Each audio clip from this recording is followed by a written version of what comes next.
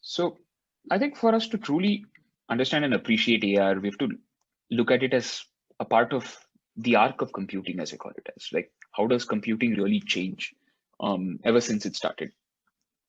So when you rewind like 4 decades, 5 decades ago, I think we all started with the punch cards, a punch card system that you put in basic computing and arithmetic that starts off.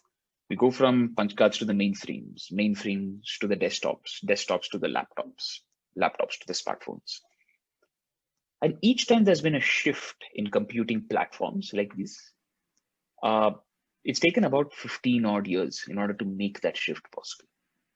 So there's always I wouldn't say predictable, but technology tends to take a platform level shift around the 15-year, 12-year mark.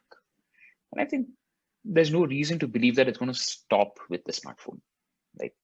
And when you look at that arc and the way it has evolved out, the curiosity then becomes on if 2007 was when we consider the first smartphone to be out there, the iPhone particularly.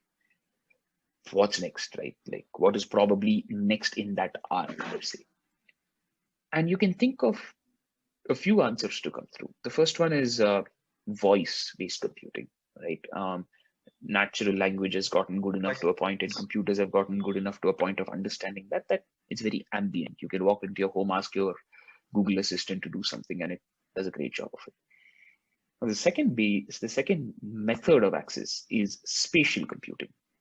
In spatial computing, very specifically, you'd be able to split this out into virtual reality and augmented reality, which is how do I use three-dimensional space and my ability in order to understand 3D, in order to take every screen that's around us. It can be a 2-inch screen on your wrist. It can be a 6-inch screen that you hold in your hand, or a 15-inch screen that you're staring in front of you, or a 80-inch screen which is in your living room.